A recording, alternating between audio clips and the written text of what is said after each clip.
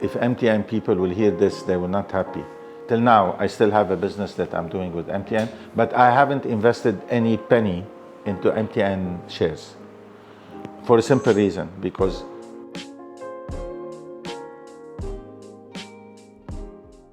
Hello, welcome to the Compass Show. And over here at the Compass Show, the objective is to direct people, just like the Compass does. So today we are here with Fouad Chalabi, and this is our co-host Ed. Everybody knows Ed. So we are here to extract as much gold as we can from the mind of Fouad Chalabi. He's been very influential in certain ways in Ghana. A lot of people don't know him, so we will let him speak for himself. Welcome to the show, Fouad. So we want to know how you started life, where you were born, how you got to where you are now. So in brief, I'm Lebanese by origin, but I'm Ghanaian as well by naturalization. So I grew up in Lebanon, in Tripoli, very average, modest family. I was able to continue my education, and in fact, during that time, I did some voluntary work. So I was doing a lot of Red Cross work because it was a civil war in Lebanon. So you have. What year was that? It was, we are talking in the 80s. Yeah. So civil war started in Lebanon in 1975. And there was a time you have to choose either to join the militia or to save people. So my choice at the time is that, like, no, let me be a volunteer at the Red Cross.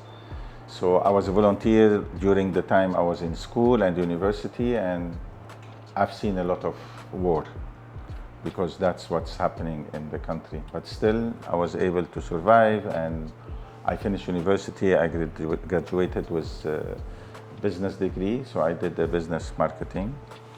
And during the time I had the choice as well, the chance to work with the International Red Cross because that was part of what I was doing. So I got my first real job, it was with the International Red Cross.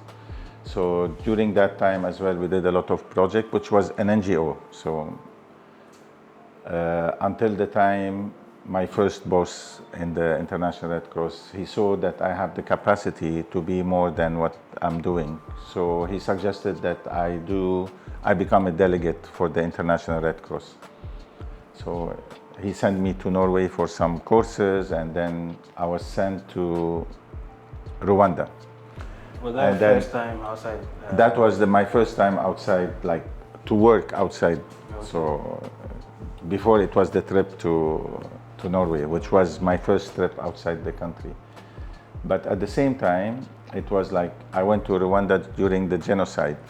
So it was like running from a war zone to another war zone.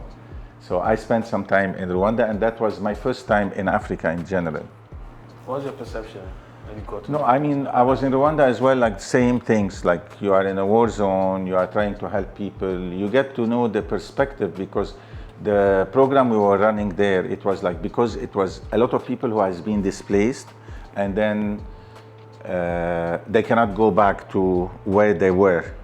So there was a program is that like you provide them with construction material in order to build into a pieces of land which was given from the government.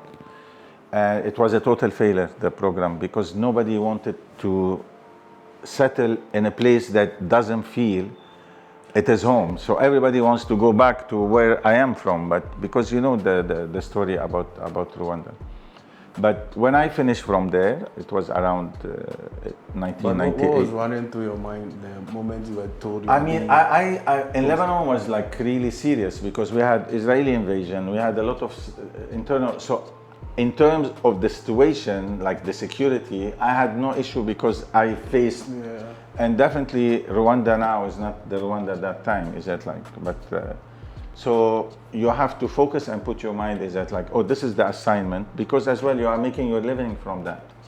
So you finish but that was the turning point for me in a sense is that like, do I want to continue doing all my life in a war zone or I should do something else? But unfortunately as well, because you spend a lot of time doing what you're doing, so now your CV, your references, everything, and when you say Red Cross, immediately people's mind is that like you are a doctor or you are a nurse. It's something associated with medical, while I was doing administration and finance. So it was hard for me to find a different job. But by accident as well, a friend of mine whose uncle has started doing, and that was the beginning of the mobile telecom. Okay. So, What year was that? That was 1998. I think they started here in 1996 or 1997, but this is where mobile phone, GSM, started like being known very well. So this friend of mine, because he was as well volunteer with me in the Red Cross, but definitely like the family, they had the means in order to, and they invested into that business. So he said he was looking for somebody who he can trust in order to work with them. So I said, but this is what I'm doing. Like at that time I had a mobile phone, but like it was the basic one, yes, no. So that's all what you know. He said, no problem, we can send you for training, you can do some training, because at that time they were a partner with the GSM company in Lebanon, which was France Telecom at the time. And he decided like to offer me the job, which is, I said like, okay, there is no other option to do, is that like if I want to change career. And the first thing that came to my mind is that this is something new. There is not a lot of people who have really experience in that. So if I get the chance to do it and they succeed, it might be a change. What was the role of the job? It was, at the beginning, it was to be as well like sales and marketing, sales and marketing. But during the process, this is where the funny incident happened, is that like, okay, you are going to start. So I didn't know which country and what was happening. Until I realized is that like, is a new operation that they wanted to start in Russia. Okay. So it has nothing to do with Africa. So, and during that time, that was another war zone that I was sent to in Russia. It was the war in Chechnya. So I said like, definitely I'm not lucky. So from one war zone to another war zone. Either you are following the war, the Yeah, war is it's following. that like, somebody should get me, and I'm not like. So we went there, but it wasn't really, the condition was good. And according to them, they say like, we send you there because of your background, so you can assess the situation, because you've been into all this war zone. But the operation didn't kick off.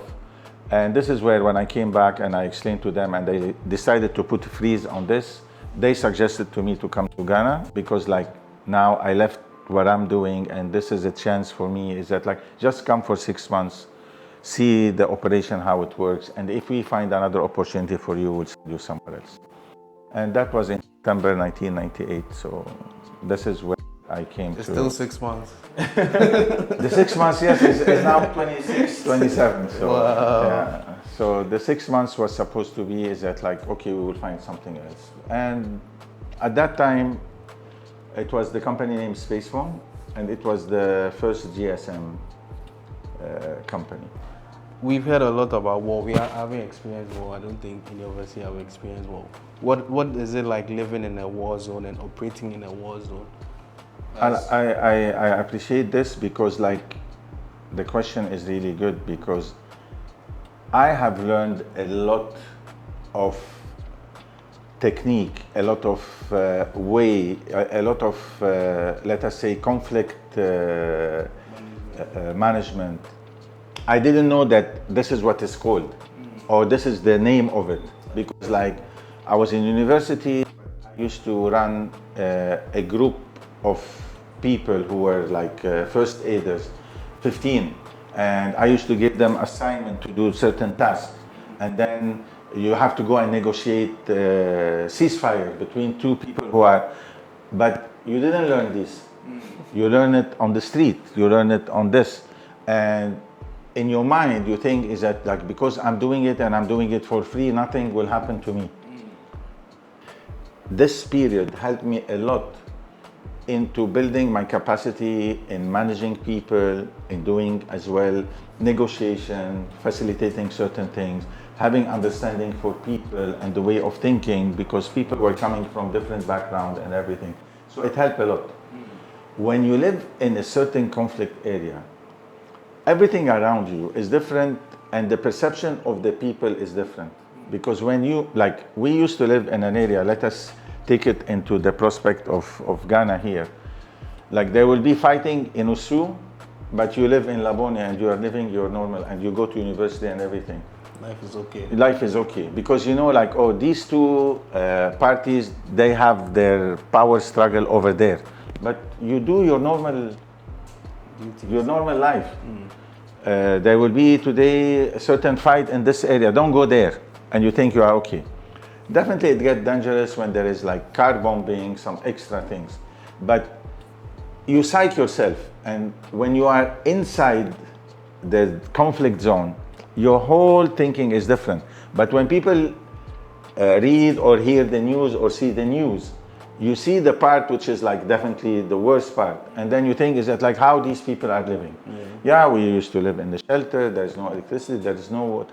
But this as well is a part of life. Some people, they get it and get negative impact in their life because they have it inside them, and then like it affected their way of thinking. And people like me is that like, okay, it build up your capacity into dealing with such situations rather. So that's how it was. So fast forward, you've been posted to Ghana. So I was being posting to Ghana to work as a sales and marketing. For 6 months. For 6 months. And to be honest, I have never been here. My first, as I said, like my first context working in Africa in general was in Rwanda. And the only thing I knew about Ghana was Black Star. Okay. I had no clue, I had no family, I had nothing like here. So I came, I had to manage as well a team of Ghanaian, and then definitely the first look at you, like from the people you are working with, is that like, especially in my team, I had some Lebanese people who has been, their family has been here, some of them, they were born here as well. So definitely the first reaction you get like, where the hell this guy coming from, and what does he know about, and how he will manage. So you are totally in a new situation where like you look around you, you see everything different. And then you have to manage. And as I said, like, thank God, because of the previous experience, it's not like, so, and this is what things you haven't learned in school. This is things that you have managed and you've seen on a day-to-day. So my strategy was like a really simple strategy, is that like, why don't you let people who are good in what they are doing the things, and just show that like you are in control. And don't try to put yourself in a situation where like definitely you don't understand, while gaining the time into learning. So I wasn't the type that would sit in the office in the AC and this, like I was somebody like, I want to understand. And for me, I think to be successful in any environment you work with, you need to know the habit, the way, how people think, and why they are doing this and why they are not. And I discovered, funny enough, is that like some of the people who were working with me and they have been here forever, they don't know a lot of these things because they kept themselves out of this. And they didn't have the curiosity to ask certain things or to do certain things, or why this is happening and why you behave certain things. I will give you a simple example, is that like, at the time, our first office was at the industrial area. This is Spacefon. Spacefon, yes. And when I used to come to the office, I used to come a bit early, but like I can see people sitting there for hours before I arrive. And I was wondering, is that like, if we start at 8, why you are here at 6? You can take it as simple as that, like, oh, people comes early and you deal with it and you come to the office. But during the time, I felt is that like some certain conflicts started arising between some of the management and some of the people, because like when it comes to 3, 4, some people are being like sleepy, some people are putting certain things that they buy during the day in their drawer, and there was like some people can take it as well in a sense is that like, this is not allowed, you don't do it. And you can have a curiosity to find out like what is happening.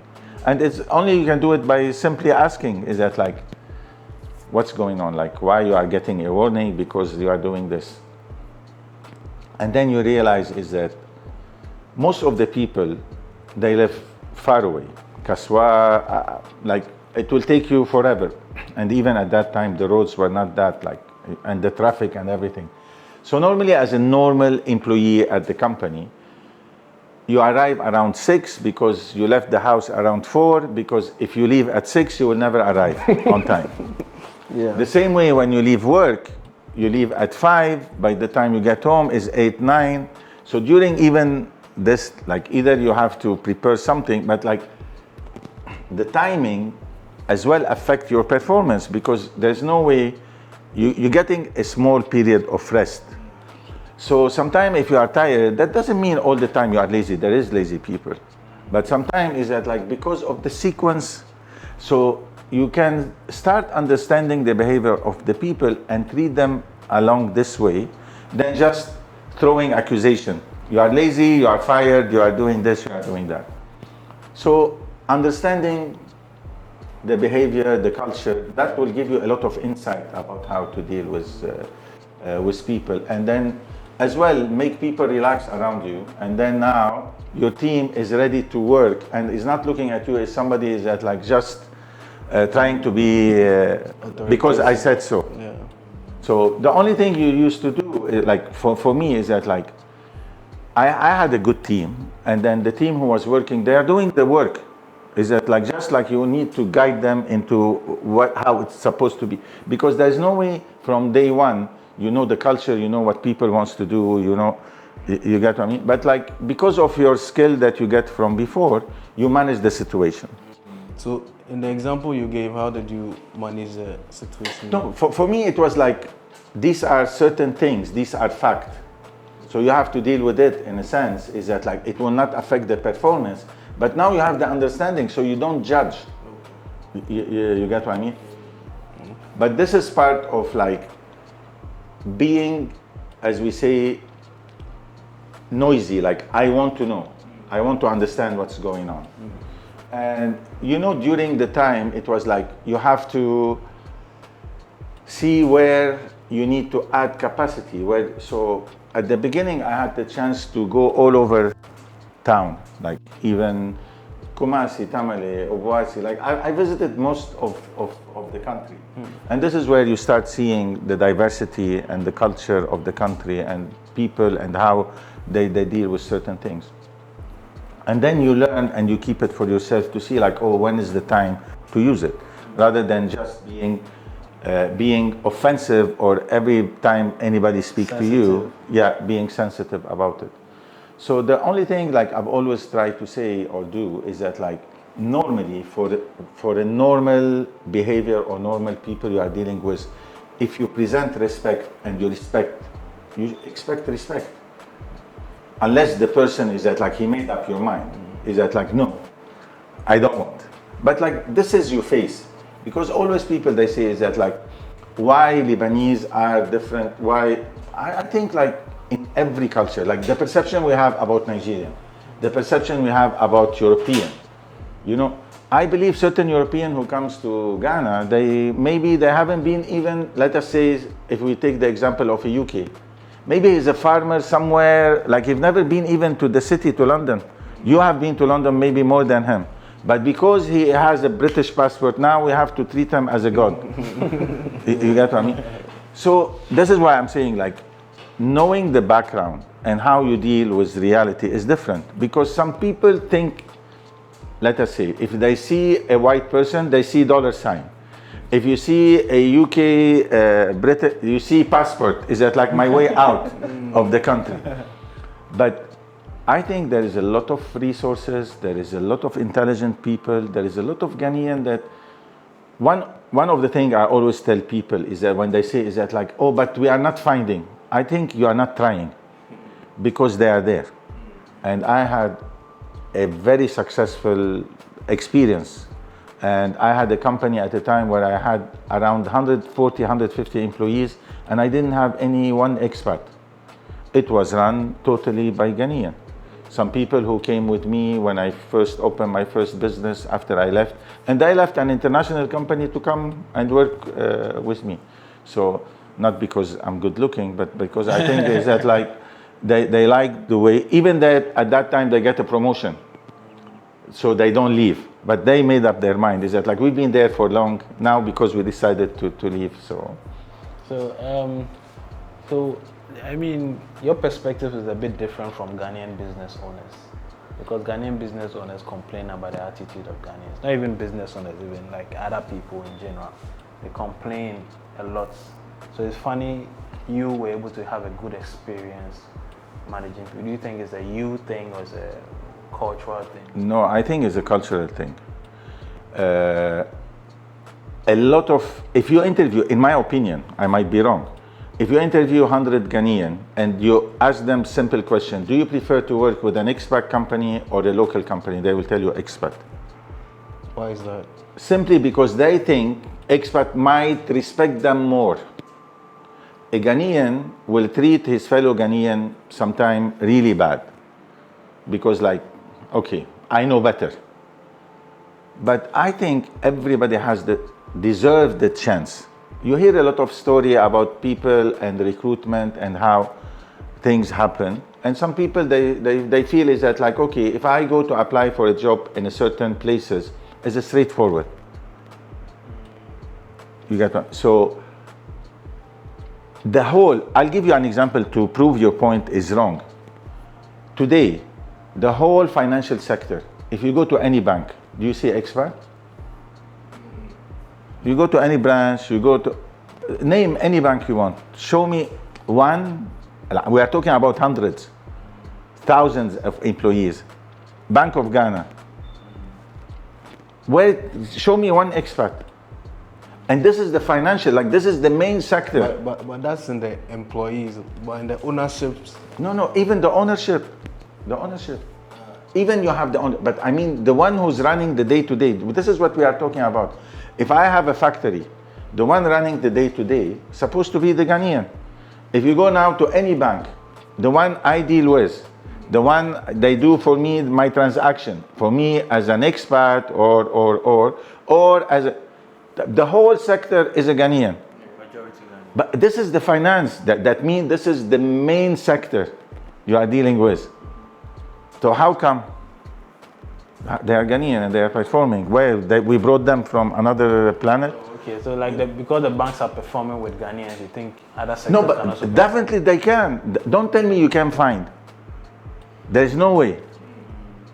No, I have some funny theory because like some of the people sometimes they come to me is that like why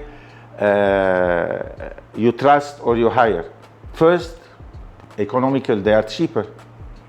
If I hire an expat to do the same, let us say my finance manager, like if I get an expat, for him to learn the local tax and, but if I find a good Ghanaian who is real, and I pay him well, even if I gave him the same salary, I still save a lot. Because you are not paying for his ticket, you are not paying for his housing, you are not paying for a lot of other things. Yeah, so, but if you treat him well, but the perception of some people is that because he's Ghanaian, it should be cheaper. And unfortunately, sometimes, because there is a need, now here we are talking about market demand and supply. Sometimes people accept, but as well, if you accept, you lower the standard in everything, then people would say is that like, oh, why should I pay? Even though, put in mind, you are hiring somebody doing the same job as a Ghanaian, paying him $2,000, which is in today's, like let us say, is 25,000 CD. But you want to hire the same finance manager as a Ghanaian and give him 3,000 CD. So you get what I mean? But like this guy, give him 8,000. I'm not saying give him 25. He will do the job and he will do well. If a Ghanaian wants, like they say, oh, but they might steal you. They might do this. I always tell them like, if I have a Lebanese or an expat and he decides to steal me, for him $100,000 is not enough. He will steal 1 million. He will steal. A Ghanaian, maybe he will steal 10,000 and he will feel like I got the big money. You got me? But that's not the example. The example is that there is people who are good and they are good looking. I am lucky maybe, but I don't think it's only about luck. But I have people who have been working with me for more than 20 years and they have access for everything I have. And I trust them and we work together and we started a lot of company together and everything is happening. So the people is there. So you should first in your mind open up. And then it's about building systems. So if you have a good system in your company and you can control and see. So today, for example, for one of the businesses I'm running is restaurant. Every people will tell you, everybody wants to will steal. Everybody wants to put a good system and put what you want to achieve. I want to achieve certain budget. If people will steal, let them, is okay. As long as you are achieving what you want. Otherwise, you are wasting your energy and everything over this 5%, which is extra, which is, I think, you can let go. But like, put a good system in place, treat people well, and invest in technology, and then you are okay. So it's about a system that controls in place. 100%, 100%. So let me take you back a bit. At what age did you come to Ghana? Now you want to... Look, I mean, I was like around 32. So you're a 32-year-old man coming into a different terrain. Yeah, and they say life starts at 40. Life starts at 40. Is that true? This is where I start making money. Yeah. So you're 32, coming into a different terrain, coming into to manage a group of people. What was your mindset at that time, and how has it grown over the years? To be honest with you, because of my life circumstances, I didn't have the luxury of planning for anything. So everything happening in my life was by accident. You get what I mean? Because the situation I was living into, and as I said, like my family was like very modest. Like we didn't have any luxury life. We didn't. So we were living day by day, as a lot of other. One of the things which is, I think, is always in the mind of people is that like why Lebanese are all over the place. And one other thing I find it out of curiosity that a lot of Ghanaians, they don't have the curiosity to see these people, where they are coming from, how their country look like. Is it a nice place? Is it a bad place? Like sometimes you tell people, oh, we went to the snow resort. Oh, it's snow in Lebanon? You get what I mean? But you consider a lot of other things that like, okay, but they are taking our opportunity. No, nobody is taking any opportunity. Opportunity is there. If you grab it, you grab it. If you don't grab it, it's yours.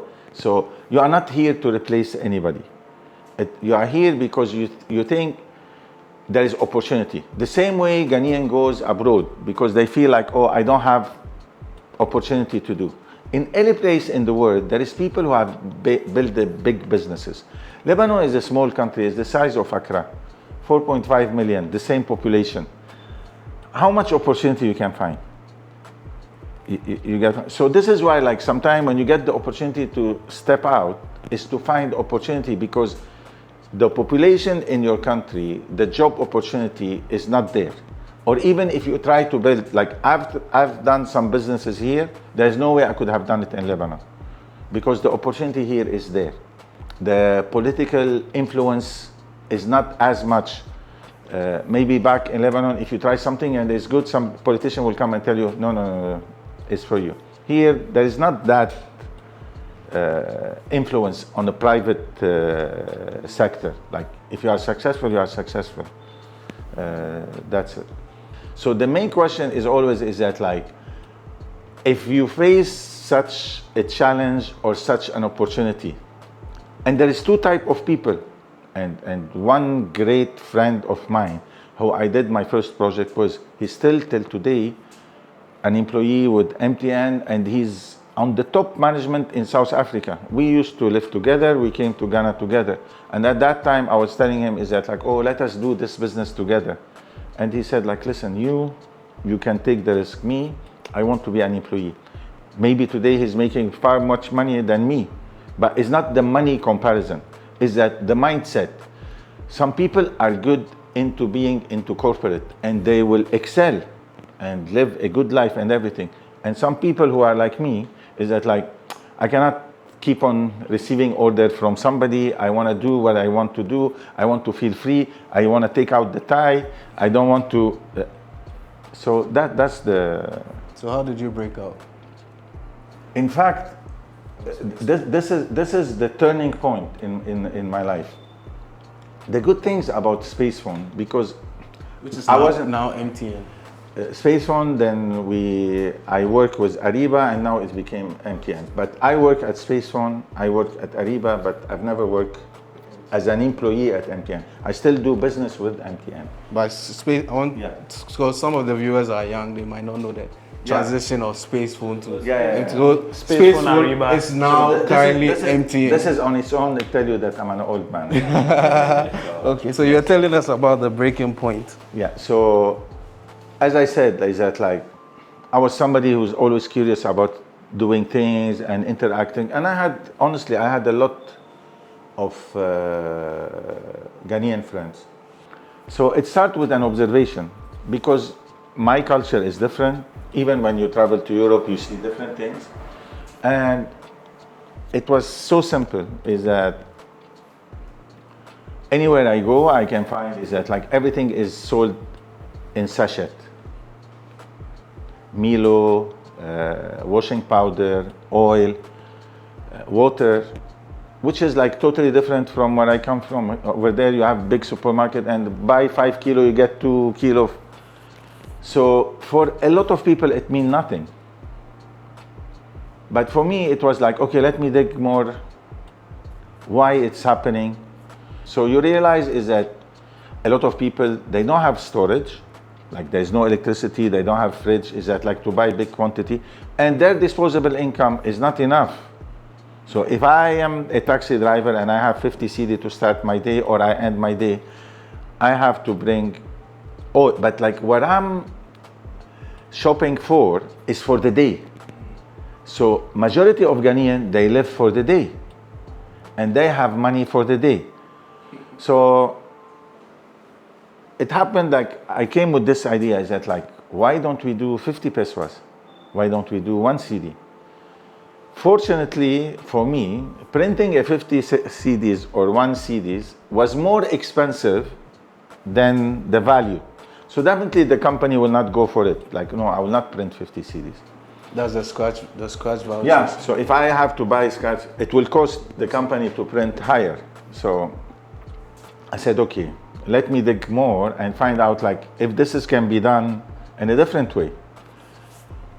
So to go back, and I said like, no, there should be a way where I can do 50 pesos, 1 CDs, but like what is the means? And sometimes the technology is there or you are ahead of technology.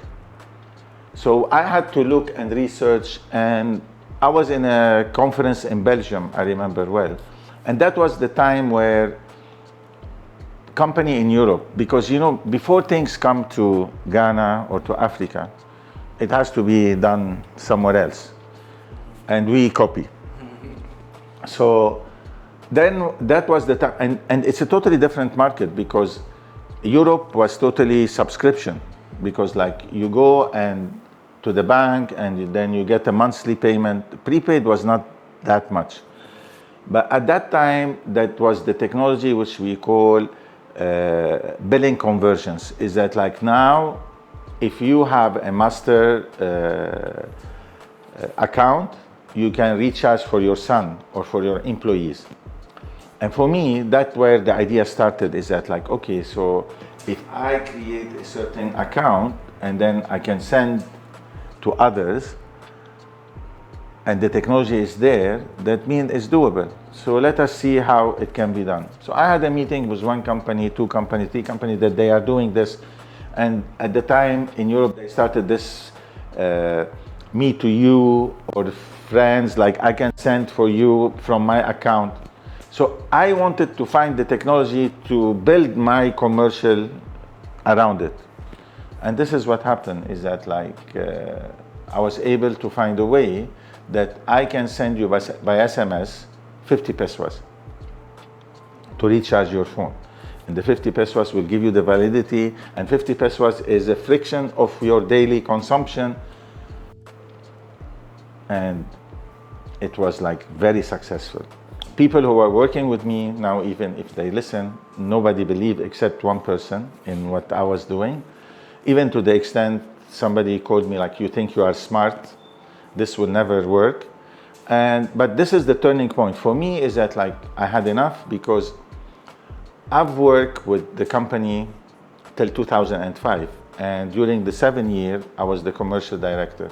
Yes, I've done a lot of things in the company, I've learned a lot, but I couldn't see a way further, because the person who was managing the company was not going anywhere. I've been offered to go to other countries, but I always believe is that like my knowledge and what I understand in the market here is so valuable for me to go to Benin, even though I was helping the Benin operation, because at the time we opened in Benin. I was offered to go to Liberia, which is like the same. So I said like, no, I'm stuck here, I know the market here, and I want to do this. If you take it in a nutshell, what I've done in 2005 is what is mobile money now.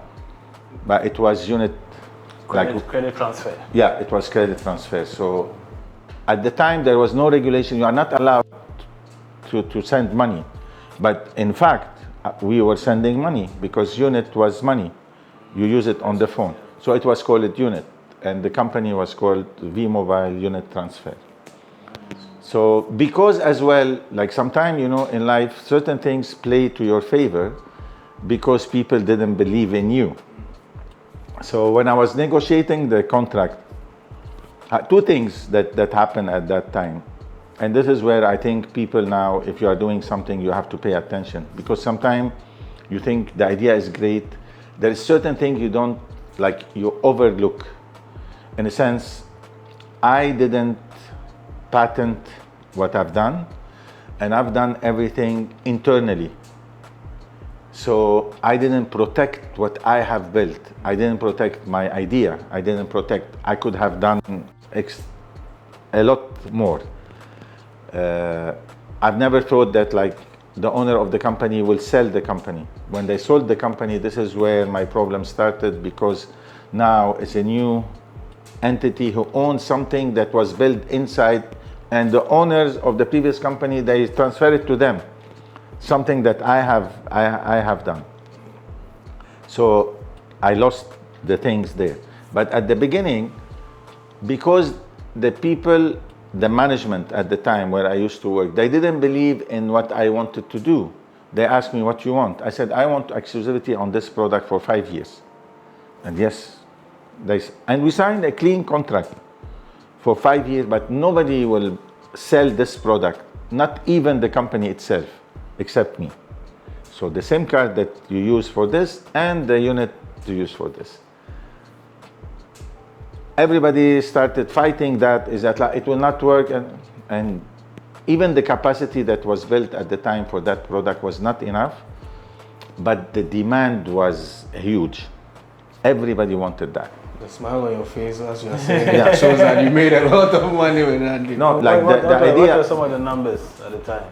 What were the volumes people were doing, the transfers? No, the thing, I think it is like, even till today, I always believe any product, when the lowest part in the chain make money, this is where your product will go.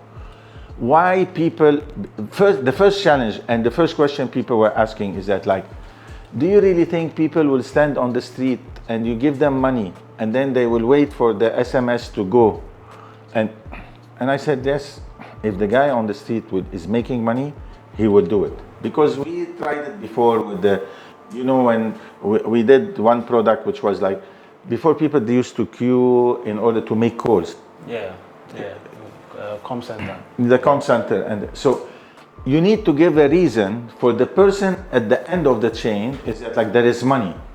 And without advertising, he will advertise, and then the other will do, and the other will do, and the other.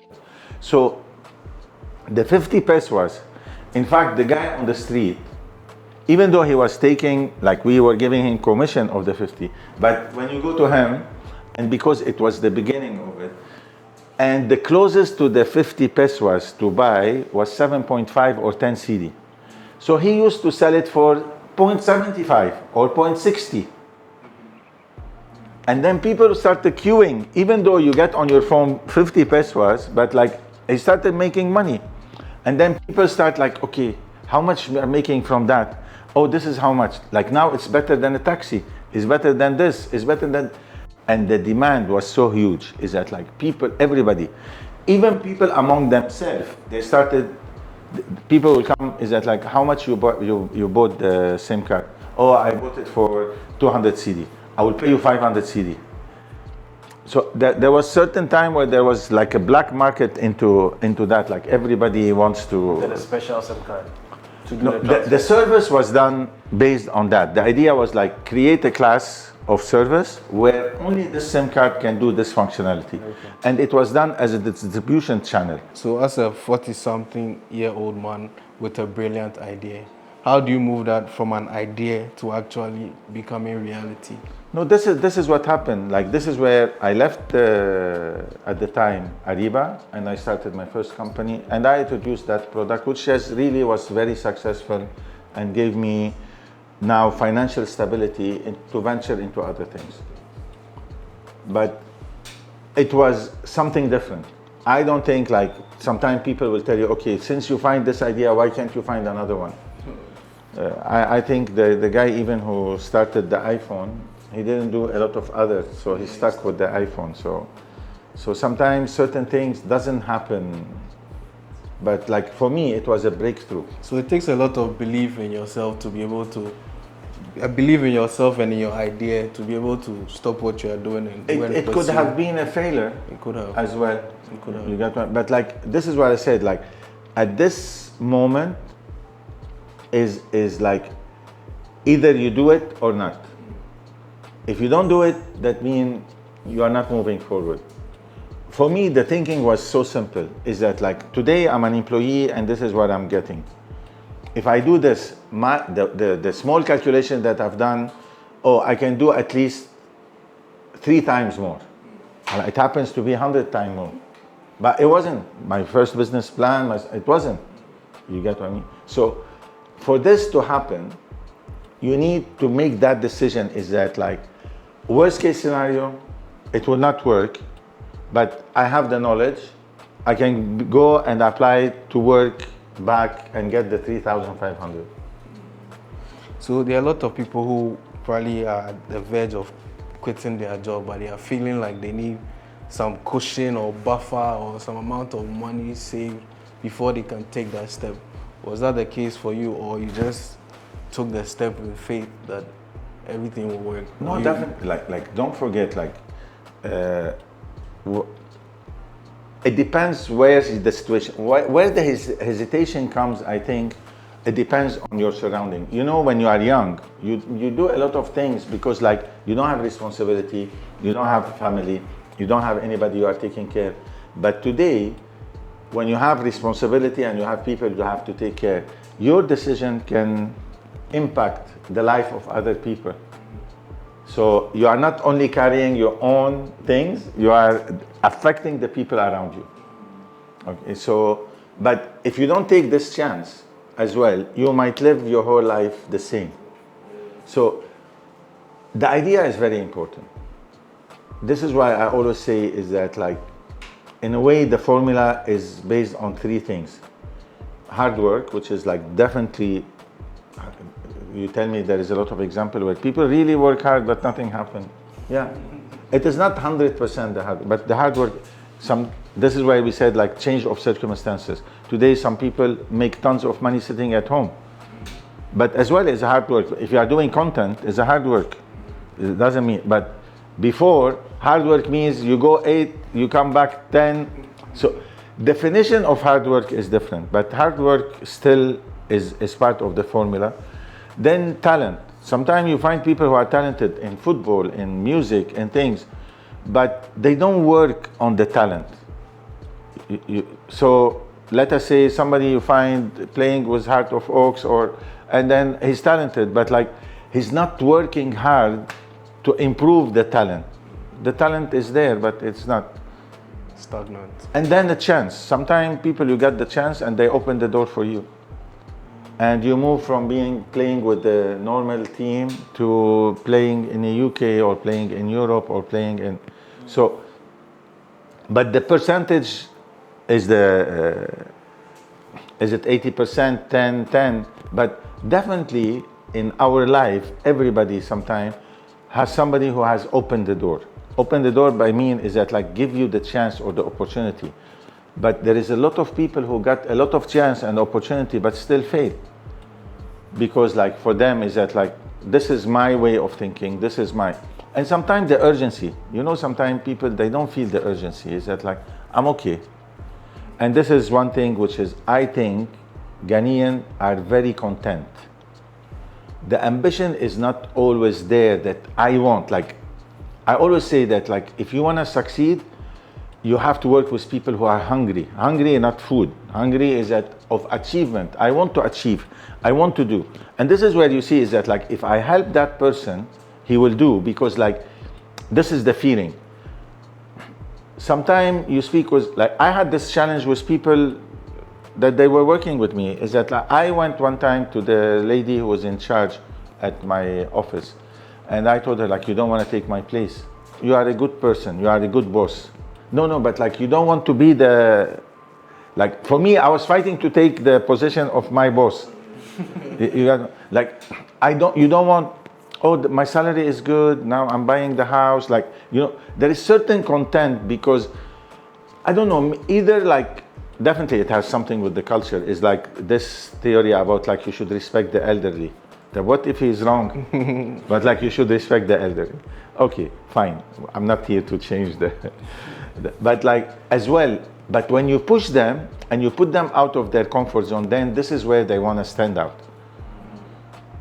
And I think that still, always what I'm saying is that like you cannot just, because you have certain privilege, you think everybody has it. This is, you face it in life. And I think this is part of what you are saying, why Ghanaian, they cannot, because sometimes the only way to succeed is that you have to put yourself in other people's shoes. I will give you something about the hospitality industry, for example.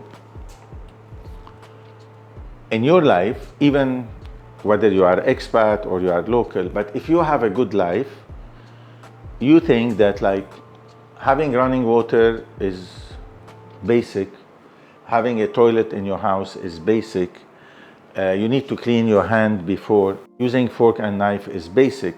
So if you have all this privilege and like electricity, air condition, and like sometimes people, they believe is that like everybody have this, and then you recruit people to work as a waiter, and then the person is acting in a way, because this is not his day-to-day practice. He doesn't know. It's not like he doesn't want, but this is not how I live my day-to-day. But for you, this is common. This is like regular things. So if you don't try to tell the person, oh, this is how it should be done, and just take it for granted is that he should know, definitely you will face a lot of problem. You know, from the conversation, what I get strongly, that understanding of people and the culture is very important, because it led to your management, good management of people, it led to 100%. Even the ideas that you got. How would you say people can adopt that? You know? I think like it's a personal. How people should think, I always feel is that like this is a wrong, because every person is unique on his own. Like I have a lot of people who comes to me is that like, oh, with your knowledge and things, like you should write a book so people will learn about it or something. It's not like, oh, because I want to keep it for myself. But I believe is that like everybody has done his things, and the challenges he faces has really built up the knowledge or the experience or what you have done, rather than like, I'll pick from here and adopt it and it will work. So it's not a recipe. is that like if I'm gonna do spaghetti, if I add this one with this one with this one, it will work. No, it's the day-to-day challenge that you face. But you need to believe. You believe in your capacity, you believe in yourself, you believe that I wanna take a chance. And I always say is that like making money is easier from managing the wealth you done. A lot of people sometimes they make money and it goes. They make money and it goes, and then like there's nothing there. But managing wealth is more headache than making the money, because a lot of people like yes suddenly like you used to make 100,000 CD and suddenly you made the deal and then you have 500,000 CD. What should I do? This has nothing to do with the performing of your company. Now, this money that I have made, where do I invest? How can I keep it? Should I go and buy a luxury car? Should I go and buy jewelry? Should I spend it on nonsense, or I should focus on like how to rebuild it? So, what's your advice? Where should people invest? Where should? Don't buy a car, that's for sure. Okay. No, like this is very well known. Like cars always lose, but there's something in a human. This is a human. This is common. When you have, you want to show off, and it is people respect you sometimes because they show off, which is for me, I believe is. But like sometimes certain things you don't own because like I want. But like, for example, even today, if you are driving any normal car and the police will stop you, and if you are driving a fancy car, see how the policeman will deal with you. It's different. People as well, when you enter to a restaurant and when you enter certain, is that like, sometimes cars and model of what you are using, it becomes a symbol of like your social status. But it's a perception. Sometimes people, they don't have anything, but they know that people will look at them this way, and they scam you because like, oh, I'm driving a nice car, I'm wearing a Rolex, I'm doing this. So as we say that, this is the tools for scamming. Sometimes, like it's not all the time. But at the same time, if you want to invest, because like we are taking the car, because any car, when the moment you buy it, the value goes down. So definitely this is not a good investment. But sometimes it is a need. Yeah. So what would be a good investment in Ghana currently? Like in Ghana, like you know, economy is, I think like you should be, there is two things in business. You have the running business, like you have to keep your business running regardless of what is happening, because stability of currency is always a major factor. When you don't have stability in currency, this is why a lot of people, they will tell you is that like, take example. Now, if MTN people will hear this, they will not happy. Sometimes people, because I worked a lot of, till now, I still have a business that I'm doing with MTN, but I haven't invested any penny into MTN shares for a simple reason, because, and I don't understand why the stock exchange in Ghana is always in CD. Why don't you introduce other currency? Is that like, I don't understand. What is the reason why? Because you go to other places, you can invest in local, you can invest in dollars, the shares could be this.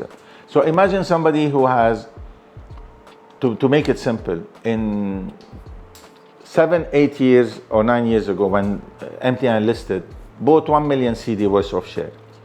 At that time, maybe it was worth of $300,000 that he has. How much, this is the most profitable company in Ghana. I think even now, government rely on MTN tax. So how much you lost value, because the 1 million today is how much? Yeah, like less than $100,000. Less than, like, imagine how much you lost. The interest that MTN, or like the profit that MTN distribute, I think it constitutes around 10-15% of only the money that, and this is why like, you will not be able to find foreign investor into. What do you see at the stock exchange in Ghana? SNIT. Like mostly the people who buys are governmental institution, insurance company that owned by the government. Like so, and stock exchange is a big indicator about like if you want to bring foreign investor in the country. So definitely, sometime in a lot of places when people make extra money, they go to the market and I say that like, okay, what can I do? For me here, my advice, buy land. Anywhere? Anywhere. Chado, the plot used to be $20,000 at the time. Now find 200, 250. Which business you can do and will give you this appreciation? Yeah. Nowhere. So how's the terrain, the business terrain in Ghana like? And how's it treating you? I mean, in every place, you need to know the system. Yeah. So wherever you are, like, and we know like in Ghana, the system is built on a lot of things, but you know, you have to know how to deal. This is where like, it's not about confrontation, it's about like really having the right people working with you. Like, I'll give you one example. And this is where I gained a lot of experience in. Today, there is certain things you do. Some people in their mind, they want to be in the front line. Like, this is my business. I own this. This is like showing muscle about certain things. When there is a problem, people will be after you. But at the same time, you could be the owner of the business, and then you have good people working in your office. If, let us say, GRA is coming, Kofi is the person in charge. Go speak with Kofi. Like me, I don't understand finance. I don't like, but if Kofi is a good person and will negotiate, definitely being an expat working in Ghana for authority is a source of like, in their mindset is that you are cheating.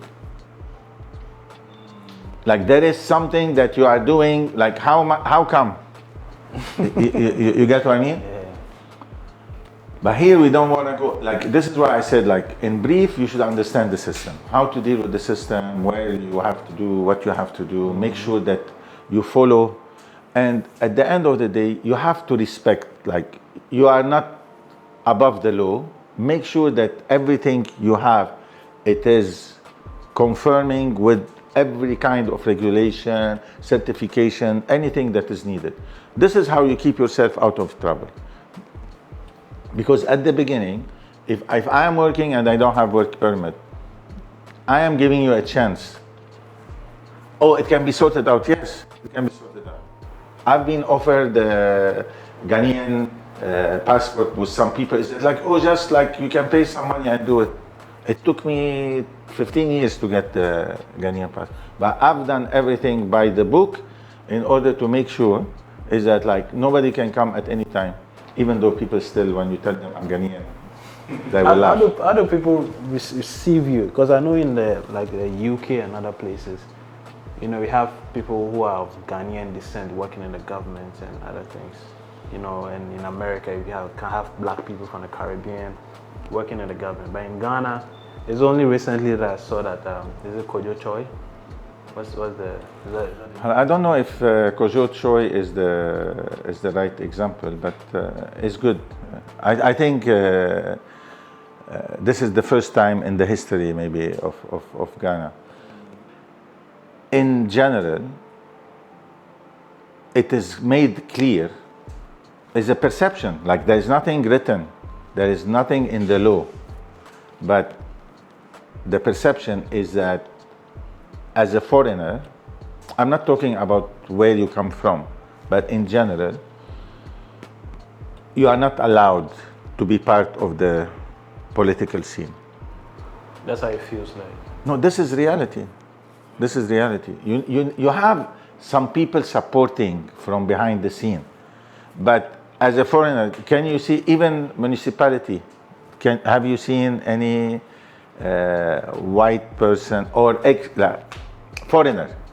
It can be from Jamaica, but like any other than Ghanaian being even member, but you can be a Ghanaian and the finance minister in the UK.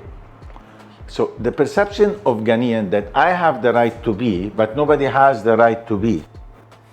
This is where like the conflict. But yes, some people will tell you, oh, because we've been into under the colonization. But if we want to still live there, because I think the whole idea should be about making any successful businessman has no choice than to consider Ghana that this is his country.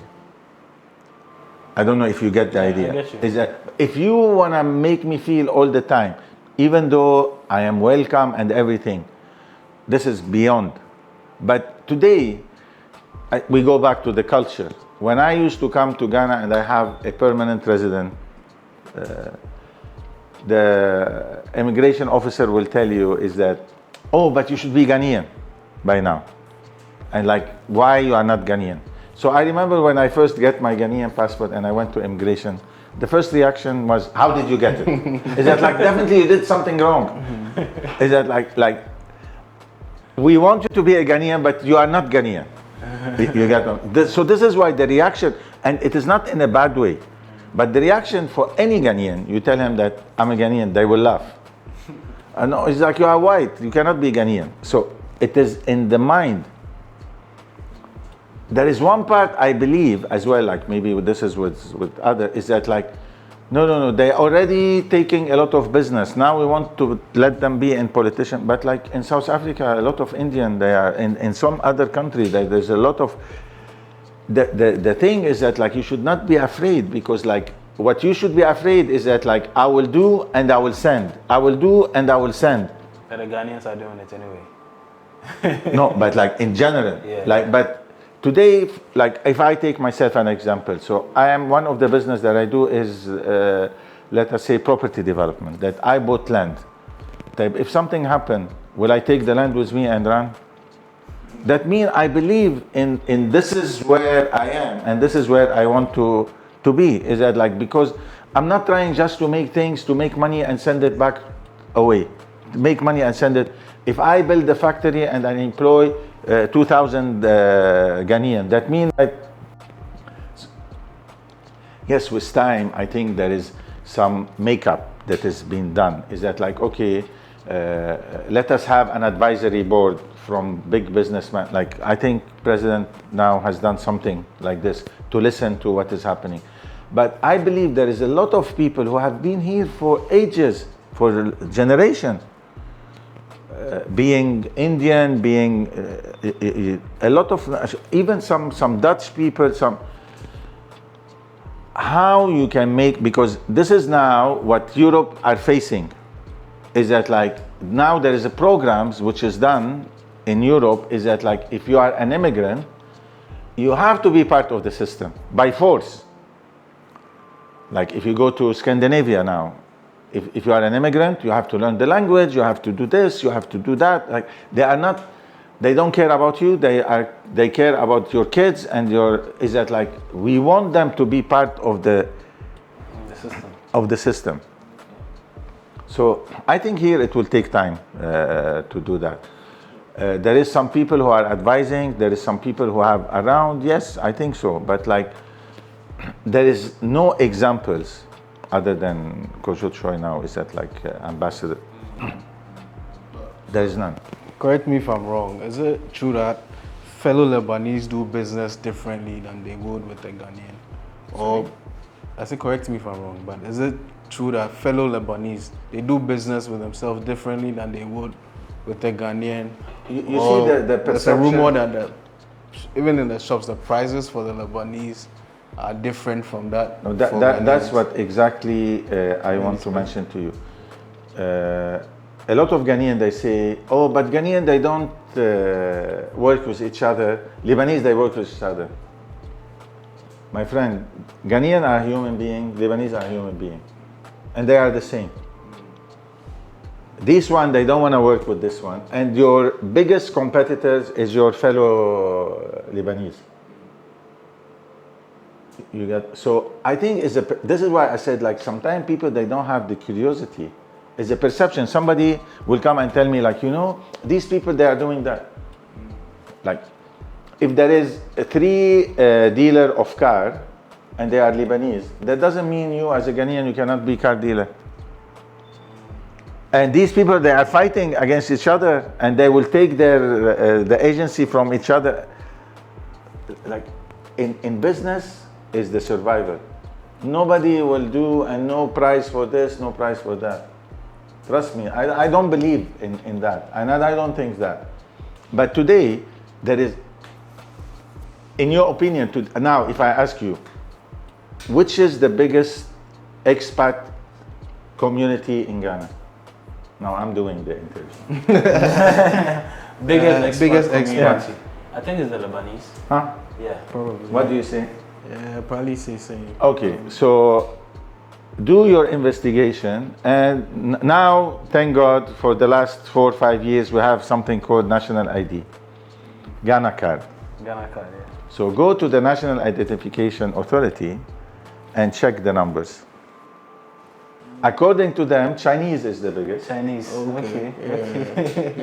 which is true, but like, without going into the number and everything, why the majority of Ghanaian believe, and like, this is belief, it's not like, oh, just an opinion, that the Lebanese are the biggest. And I think, according to the record, there is only around 16 or 17,000 Lebanese in Ghana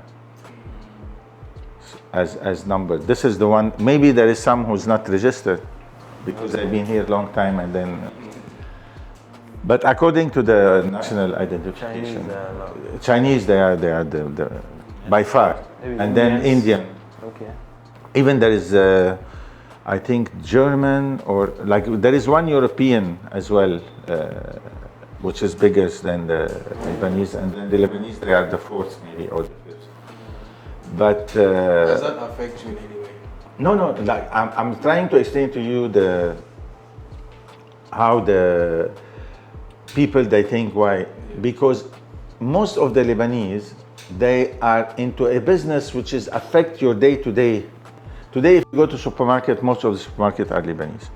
Now we are getting some Indian competition. If you go, but before, like 10, 15, it was only Lebanese.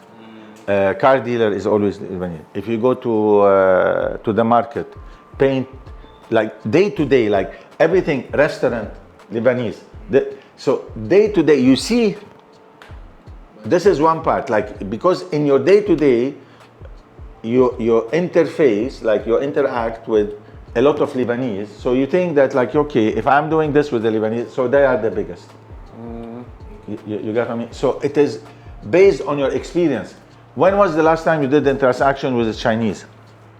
They're in the bushes and in the mines. We don't even get to see them. At the same time, is the way of life of the Lebanese. Lebanese, they are outgoing, they are spender, because, like, you can see, like, oh, you go to the restaurant, you find they want to buy cars, they want to live in, but that means they are investing more than any other community. Today, if I have 5 expats and I rent a house for everyone, or I am a Chinese businessman and I put 6 people in one room, that's make a whole of a difference. You get what I mean? Yeah, but with time now, everything is changing, because, like, Chinese, they are not the same Chinese they used to be. Today, even you see in numbers, they are out, they are in restaurant, they are driving cars. Like before, like for me, I think Chinatown, Tema is Chinatown. Yeah. Tema is Chinatown. So how's your relationship with other expats? Or To be honest, like, I'm somebody who, a lot of people, they don't know me, because, like, I'm not that out there like that? yeah. So I work, I do my business, I mind my own business. Yeah. So we realize that a lot of Lebanese are quite influential here. You hold a big stake. Is there something you're doing differently from the Ghanaians? I know you mentioned that Ghanaians are more comfortable, they're more content, but is there something that you feel like the Ghanaians should be able to do to be able to also improve their quality of life and not complain as much?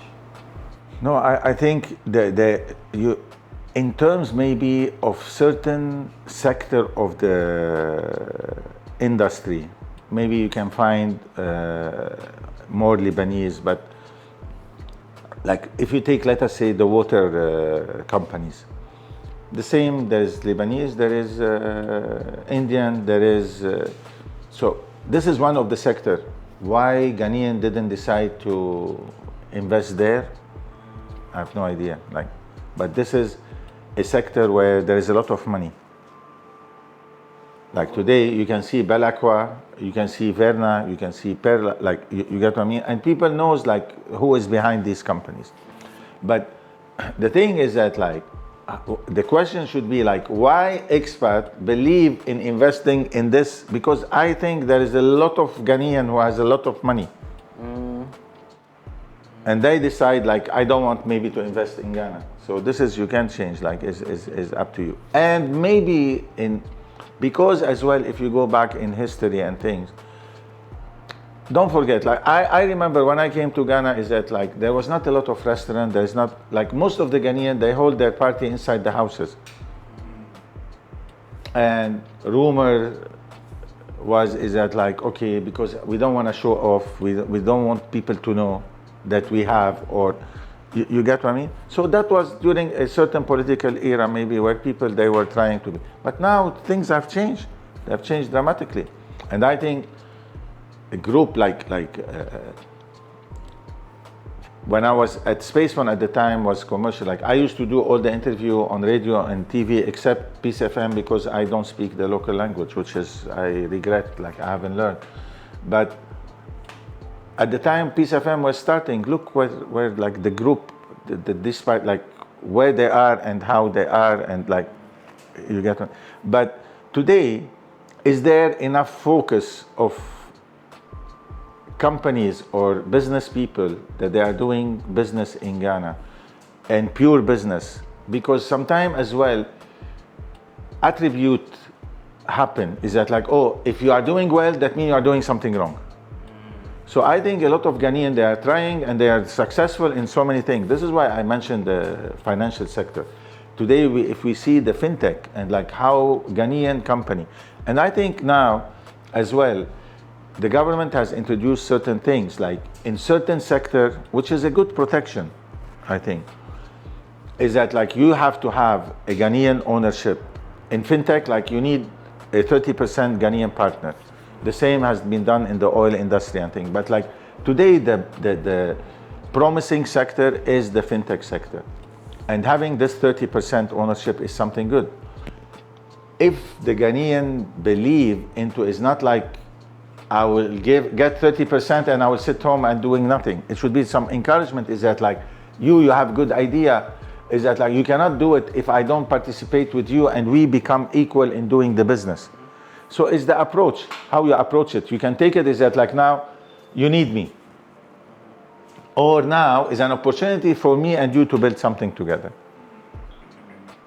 Me, I'm a Ghanaian, I don't need a partner. So. But I do have. So. Right. So what are some of the main businesses that you are into in Ghana? I know you mentioned a restaurant, you mentioned construction. I'm not into industry, so this is something that I have done. Like Telecom has always been my main. So even if I do other, but like I go back and Telecom, like this is why now, like I started with Spacefon, I've done V-Mobile, which is like, and I have another company where we do all the MTN services in Greater Accra. So Telecom has always been my major business and my experience, and I always go and come back into that. So, and I've been in the country since our president now used to be Minister of Telecom. So, Okay. So I've seen a lot of people into that positions, and I have great understanding of that sector and everything. So even though sometimes people refer to you in certain area. But for me, I refuse to a lot of time to go on interviews and things because there is a lot of politics. Like people try to get your opinion on a decision of a minister. If you say yes, you are On this side. on his side. If you say no, you are against the, or you are with the opposition. So, Right. so if anything technical or anything, because unfortunately, Ghana was the leader in privatization of the telecom sector. And we were really ahead of most of the country in sub-Saharan, even in Africa in general. Look at the situation today. MTN monopoly, no other network, you can't even mention. I've done one interview when people ask me about Telecel, and I said the question should be why Vodafone left, not to Telecel. You used to have 4 international companies, Airtel, Tigo, Vodafone, MTN. Today you have MTN. So, what's your analysis of that whole situation? My analysis, this is where is that like, for example, you cannot say it's a free market and then come and tell people this is how much you should price. But this is like you are telling investor, don't come, because you will come with the perception that I can do, and then suddenly you decide is that like no, you are making a lot of money. But there's nothing saying is that if there is no competition. So this is what I said is that like why government now wants to have access, or like Vodafone, there is the government participation. Airtel Tigo is dead, but the government, the previous government bought the which is like absolute.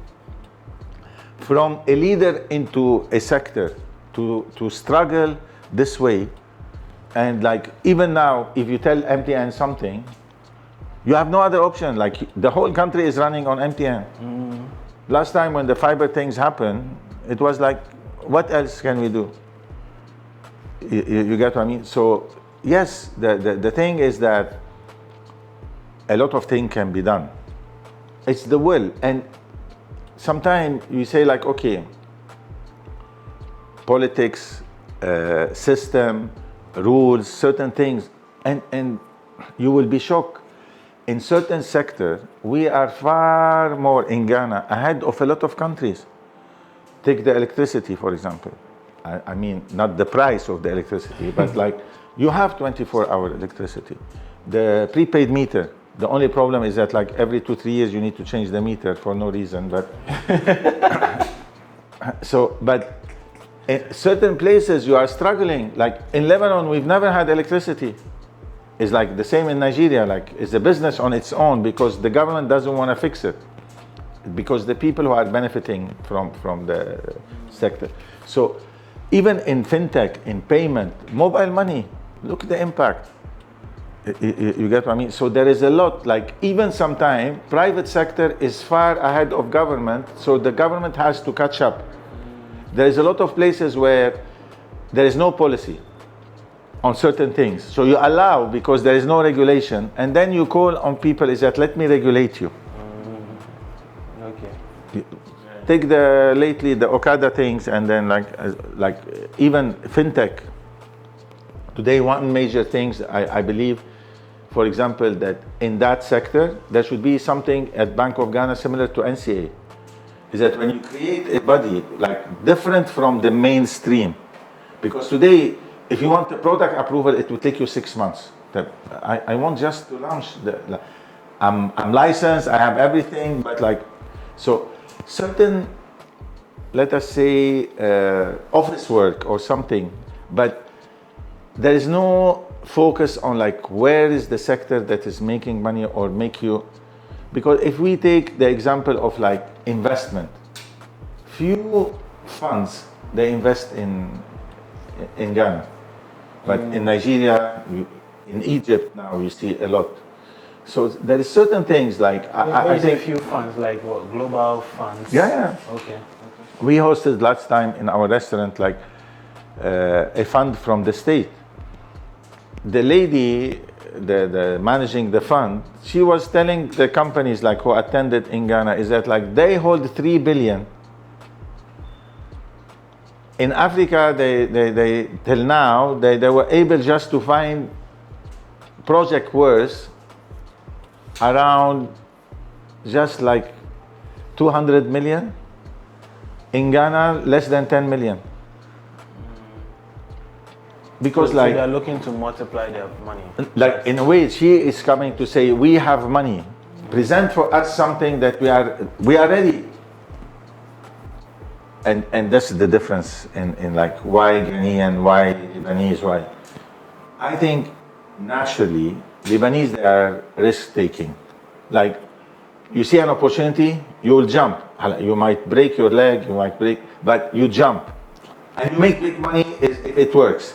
But you don't wait. European, I want to do market research. I want to do analysis. I want to do this. Like, you know, I'm not saying this is not needed or it's bullshit. No, but like sometimes you follow your gut. Sometimes you follow, and this is where sometimes you make the big money. Is that like, it's not like by just doing all the process. Sometimes you just have to jump. Yeah, just for jump.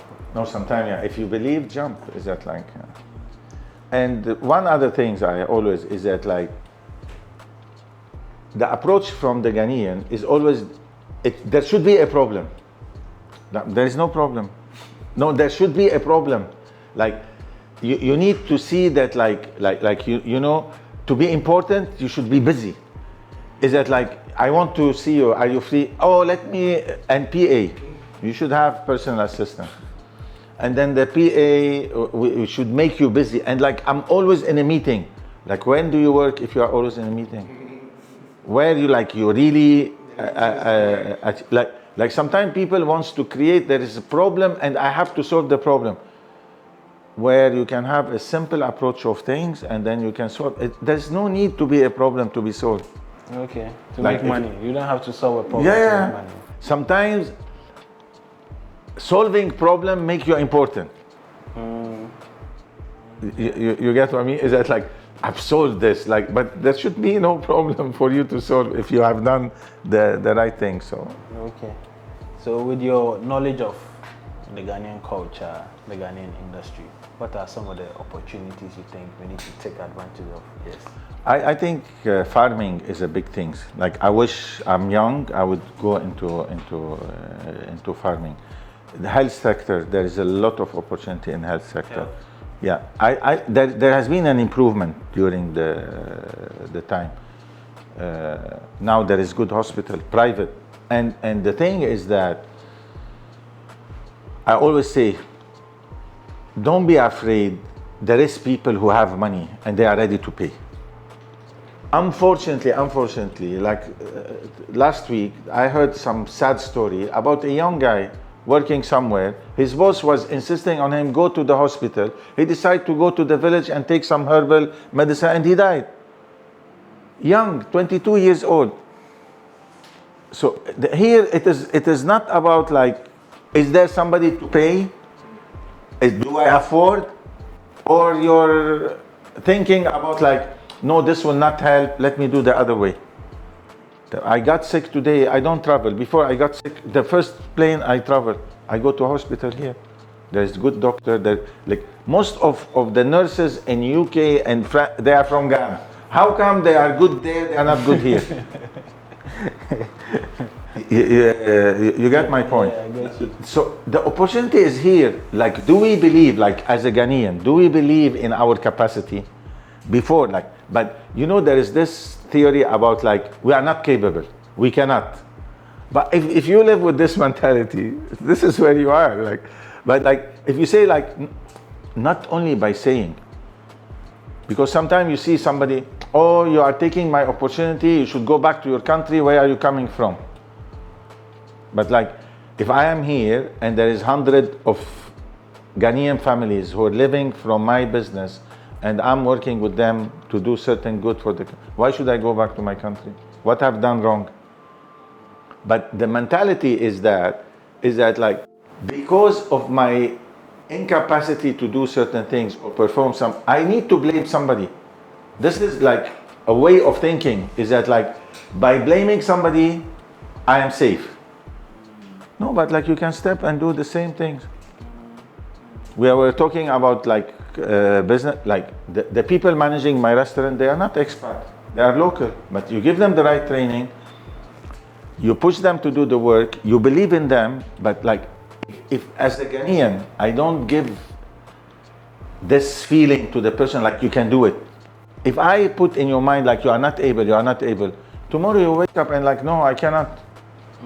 I'm not able to do. You have to believe in. You have to believe, you have to push, you have to inspire, you have to tell people is that like, yes, you can do the same way I am able to do it. But sometimes when you tell your story and then people will not believe, is that like sometimes it becomes a cliche like, oh, I come from a poor family.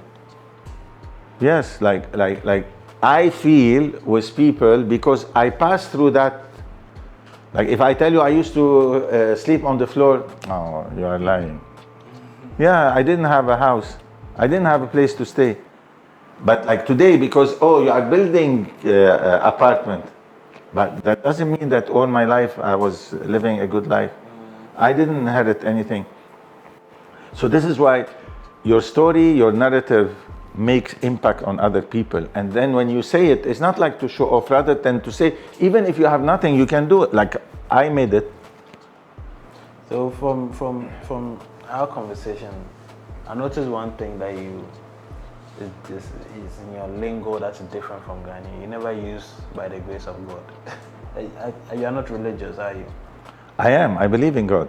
Okay. But I think God is there to tell me what is good and what is bad. Okay. And not like every action I do is related. I don't know if you get what I mean. Yeah, I'm trying to get you. So, being religion is not defined by going to the mosque and going to church. I think sometimes this is wasted.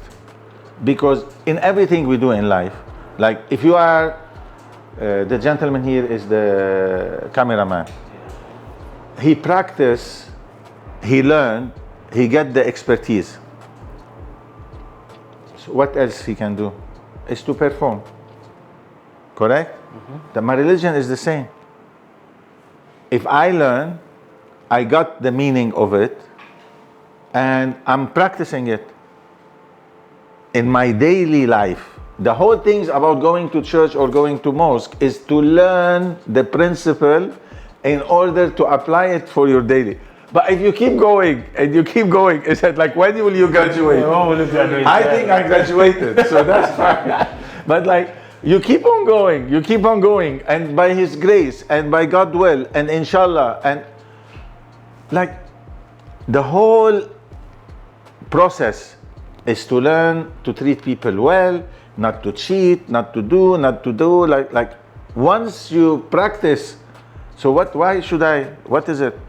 To remember, I can remember God every day.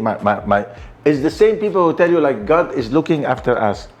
So, but God has seen you going to church, and the same God have seen you making the deal and stealing people's money or making a scam for somebody. It's the same God. But on Sunday you go to church. For me, whether mosque or whether it's an institution, it's an organization, and everybody wants you to believe what they like or direct you. If you are good, if you are smart, this is what I said, like there should be a time where you graduate. But if I keep on doing the same thing, is that like I'm not getting it? Is it because people are trying to keep up appearances? They want to appear? Yes, exactly. It's a social thing. You know it, like when you go to church, is 99% of the time is to be seen. It's like, this is where, and sometimes people choose the church where some politician or some big people goes, so they see them.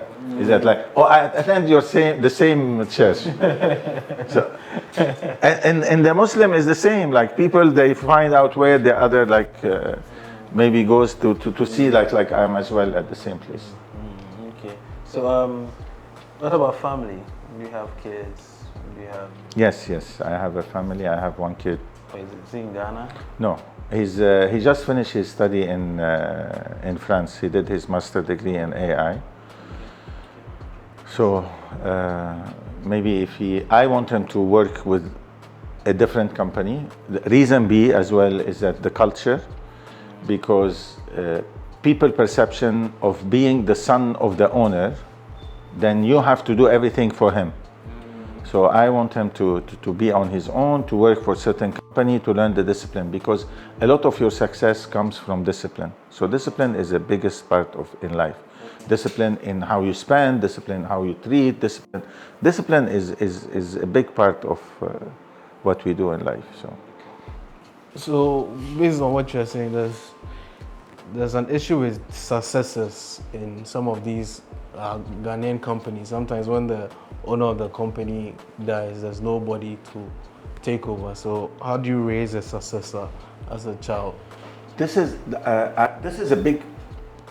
I think in certain places they are trying to solve it by now. There's certain companies who are specialized into doing this, because there is a saying is that like wealth doesn't go to third generation. And there is example even in Ghana, some people who have built some great organization and they think that, oh, I've built enough, and then they handle over to their kids, and then the kids, they destroyed everything.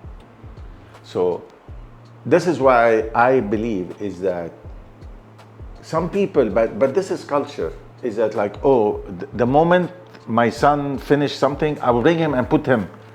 Is that like it works in some places.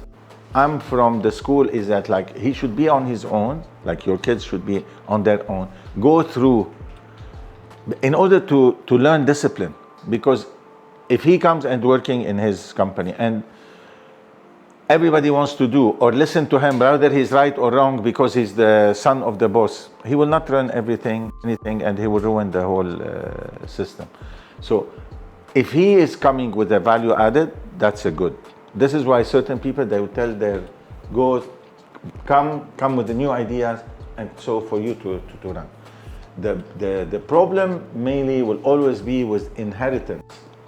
Like we face it here in a lot of things, is that like sometimes you want to go and make a deal, you buy a land, you find is that like there's 6 people now who inherit, because people, they don't think is that like, oh, in my life, how should do, who should take care of certain thing, how will I deal with this, how will I deal with that. So now there is company, they go and study the wealth of certain people, and they will structure for them how they should do it. They should build a fund where everything should be in a fund, and then you manage a certain business, because that will create conflict among even the son, the cousins, because as well, you know, every country has different way. Like maybe in Ghana the inheritance is different. In the Muslim religion, you don't write a will.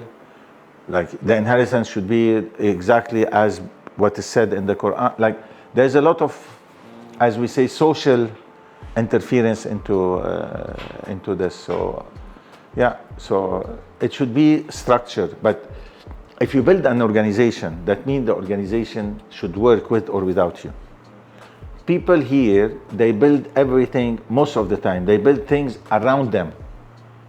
So if I'm not in the office, nothing will work. If I'm not here to sign, nothing will happen. And this is different in style. And this is why we say like, why people, they are always busy? Because you made yourself the center of everything. If you get sick, the company will stop. So now I think people start realizing is that like, I cannot be holding this big things and then like, I have to do everything. And some of them, this is what they do, is that like, no, every check I should sign, everything I should make. Yeah.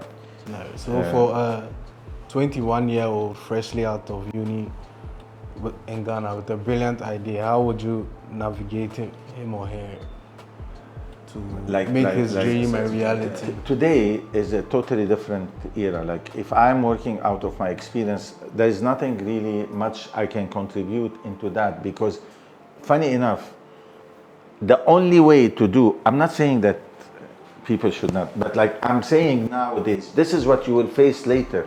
This is where a lot of the new generation will face, is that like your son will stand in front of you and tell you, there is no reason for me to go to school. Give me a reason.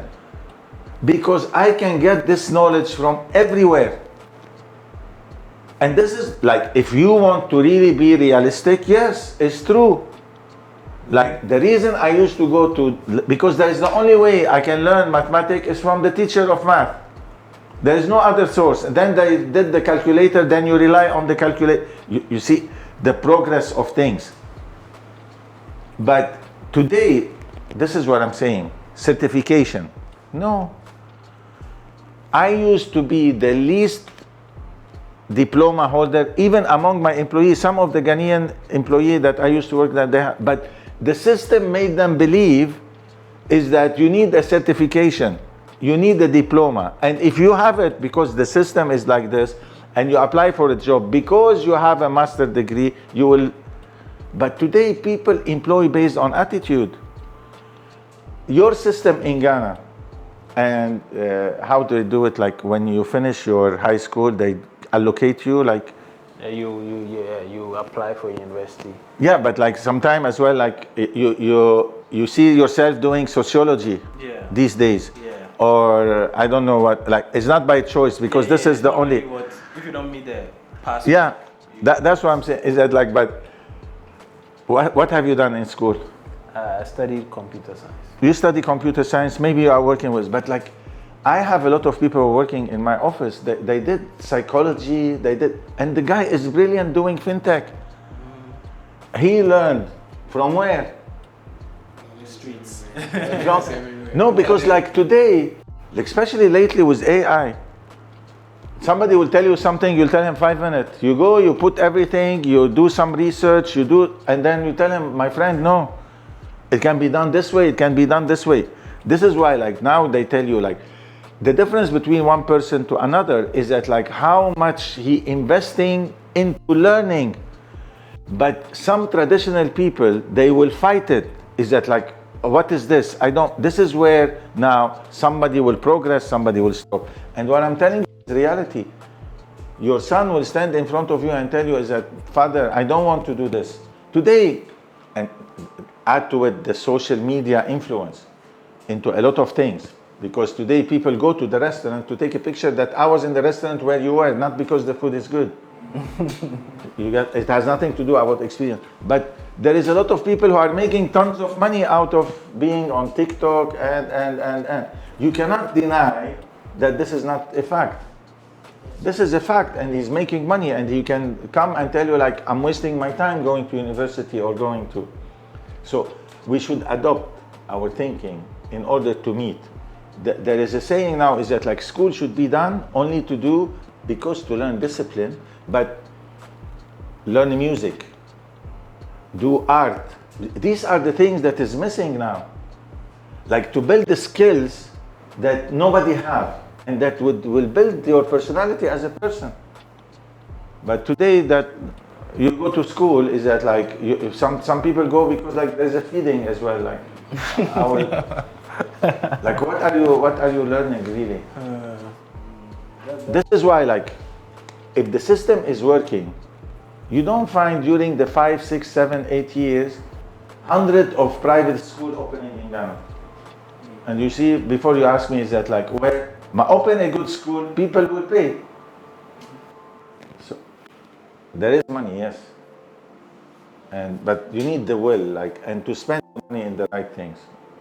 You know, and always remember that free things that has no value. Free things has no value. Air and water. Those ones are they give life, but I get your point.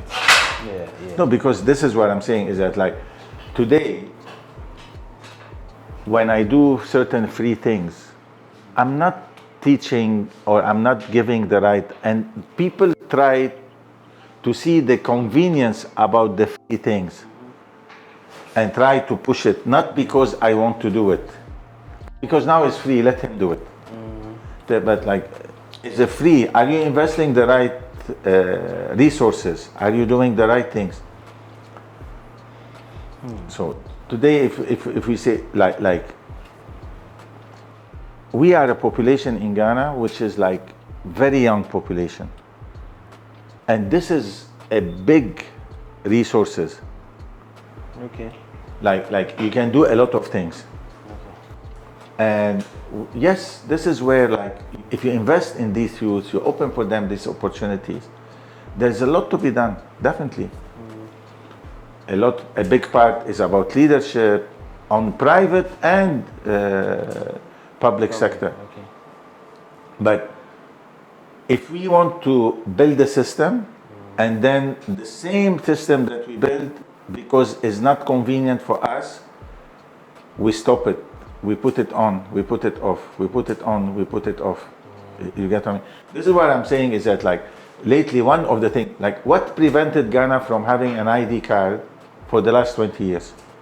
And we see now, Yeah, we started sometime and we stopped. I've been here for 20 something years. I had like 3-4 different type of of ID. Like, this is a small example, but how effective. And today, can you do anything without Ghana card? No, not really. So, regardless of, but like the impact on a daily life is being huge. There's other initiatives can be done, and it will have the same impact. How creation of opportunity has done out of this. So the opportunity is there. It's So there. just We like, should just grab it. yeah. Fouad, it's been a good conversation. I hope Thank so. you so much for the insights. Thank Yes. you.